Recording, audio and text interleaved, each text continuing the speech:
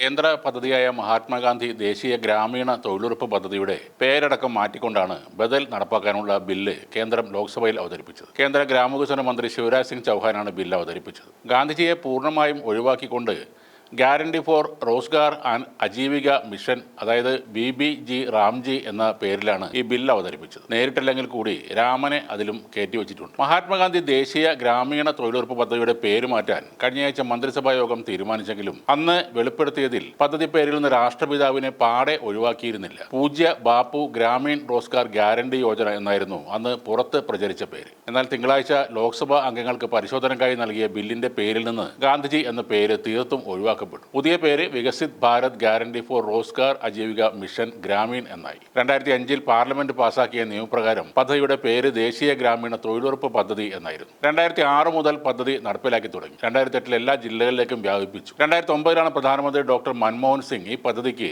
മഹാത്മാഗാന്ധി ദേശീയ ഗ്രാമീണ തൊഴിലുറപ്പ് പദ്ധതി എന്ന് പേരിട്ടത്. ഇപ്പോൾ ഈ നിയമത്തിലുള്ള നിലവിലെ ചില വ്യവസ്ഥകൾ നോക്കാം. തൊഴിൽ ആവശ്യത്തിനനുസരിച്ച് 15 ദിവസത്തിനകം അനുവദിക്കണം. 100 തൊഴിൽ ദിനങ്ങൾ.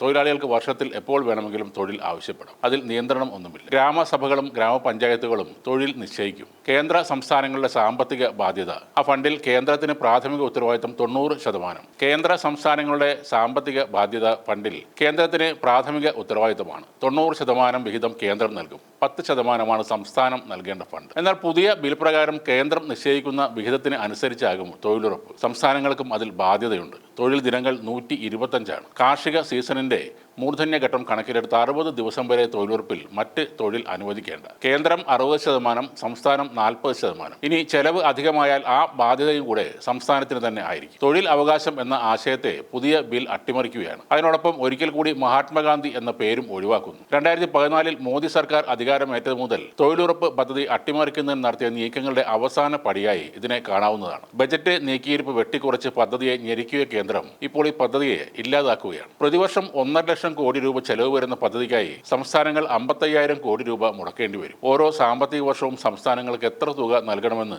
കേന്ദ്രം തീരുമാനിക്കും. ആ വിഹിതത്തിനപ്പുറമുള്ള ചെലവുകൾ സംസ്ഥാനം തന്നെ വഹിക്കണം. തൊഴിൽ ഉറപ്പാക്കാൻ കഴിഞ്ഞില്ലെങ്കിൽ തൊഴിലില്ലായ്മ അലവൻസും സംസ്ഥാനം തന്നെ നൽകണം. അതാണ് പുതിയ ബില്ലിൽ പറയുന്നത്. നരേന്ദ്രമോദി പ്രധാനമന്ത്രിയായി വന്ന ശേഷം പേരുമാറ്റി രൂപം മാറ്റിയത് 20-ൽ കൂടുതൽ പദ്ധതികളാണ്. മോദി സർക്കാർ നടപ്പാക്കുന്ന സ്വച്ഛ് ഭാരത് മൻമോഹൻ സിംഗിന്റെ കാലത്തെ നിർമ്മൽ ഭാരത് അഭിയാൻ ആയിരുന്നു. ഇന്ദിരാ ആവാസ് യോജന പ്രധാനമന്ത്രി ഗ്രാമീൺ ആവാസ് യോജനയാക്കി.